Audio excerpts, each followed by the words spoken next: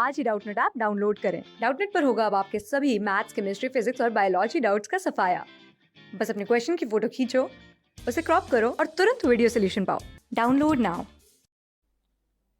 इस वीडियो में हम फ्रिक्शन फोर्स के बारे में जानेंगे। तो जब हमने न्यूटन्स लॉज देखा था तो हमने ये एग्जांपल लिया था कि हमारे पास एक ब्लॉक है और आप इसे पुश करोगे। सपोज किसी एफ से आपने इसे पुश किया, तो डेली लाइफ में हमारे साथ क्या होता है कि आप फोर्स लगाते हो तो ज़रूरी नहीं कि ये ब्लॉक हमारा मूव कर जाए।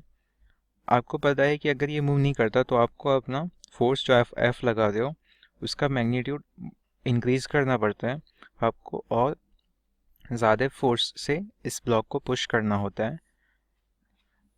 अगर इस पे और कोई फोर्स नहीं लग रहा होता तो आप कोई छोटा सा भी फोर्स लगा देते तो ये हमारा मूव कर जाता, क्योंकि एफ नेट आपका एफ के इक्वल होता और ये ब्लॉक का मास इनटू एक्सेलरेशन के इक्वल होता। तो ये कोई भी छोटी सी भी वैल्यू होती तो एक्सेलरेशन तो हमारे इस ब्लॉक का कुछ ना कुछ आ जाता, पर आप देखते हो कि हमारा एक्सेलरेशन नहीं आता है। ऐसा क्यों होता है? क्योंकि जब ये मूव करेगा तो ये ग्राउंड के रिलेटिव इसका मोशन होगा। हमारा जो कंटैक्ट फोर्स का पैरेलल कंपोनेंट होता है फ्रिक्शन, वो इस पे एक्ट करता है अपोजिट डायरेक्शन में, ताकि ये इस पे मूव ना कर सके, रिलेटिव मोशन ना हो सके।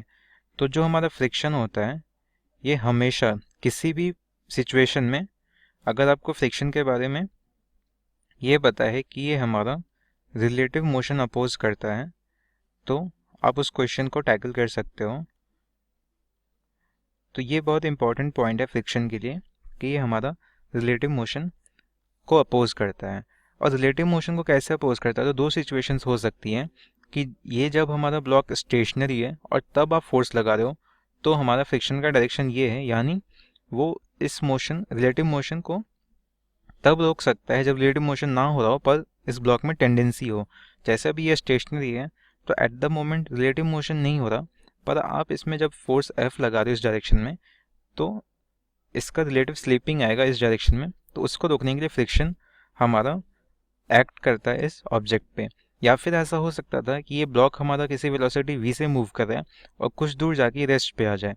तो जब ये वेलोसिटी v से मूव कर रहा होता है तो ग्राउंड के रिलेटिव ये ब्लॉक इस डायरेक्शन में जा रहा है और इस डायरेक्शन में जा रहा है, तो रिलेटिव मोशन इस डायरेक्शन में। तो इसको अपोज करने के लिए फ्रिक्शन हमारा इस डायरेक्शन में लगता है। तो आप देख सकते हो सिर्फ फ्रिक्शन उस समय अगर लग रहा है कॉन्स्टेंट वेलोसिटी के साथ मूव कर रहा था और फिर उसका फ्रिक्शन लगने लगा, तो ए एक्सेलरेशन हमारा अपोजिट डायरेक्शन में लगेगा। इससे ये वेलोसिटी हमारी कम हो जाएगी और फाइनली ज़ीरो हो जाएगी जब ब्लॉक हमारा रुक जाएगा। तो जब ये मूव करता है और तब फ्रिक्शन लगता है, तो वो हमारा वो केस है जब relative motion at the moment हो रहा होता है और फ्रिक्शन उसको अपोज करता है। तो यहाँ पे हम फ्रिक्शन के बारे में जानेंगे। अब फ्रिक्शन हमारा कहाँ कहाँ लग सकता है? तो ये तभी लगेगा जब आपको क्वेश्चन में मेंशन है कि ऑब्जेक्ट हमारा या तो रफ है या जिस मीडियम में ऑब्जेक्ट मूव कर रहा है यानी एयर वाटर वो विस्कस है। और जब भी ऐसे रफ सरफेस या विस्कस मीडियम से ऑब्जेक्ट इंटरेक्ट करता है तो उसके मोशन के अगेंस्ट, रिलेटिव मोशन के अगेंस्ट एक रेजिस्टेंस का फोर्स लगता है फ्रिक्शन। तो फोर्स फ्रिक्शन बेसिकली हमारा रेजिस्टेंस का फोर्स है जो कि उसके रिलेटिव मोशन को रोकता है। तो रिलेटिव मोशन किसके रिस्पेक्ट में हो रहा होता है? तो जो सरफेस उस पर फ्रिक्शन लगाता है, सपोज ये ब्लॉक है हमारा, तो ग्राउंड हमारा इस पर फ्रिक्शन लगाता है यानी ग्राउंड के रिलेटिव ये मूव कर रहा होगा, तो उसको रोकने के लिए ग्राउंड इस पर फ्रिक्शन लगाता है।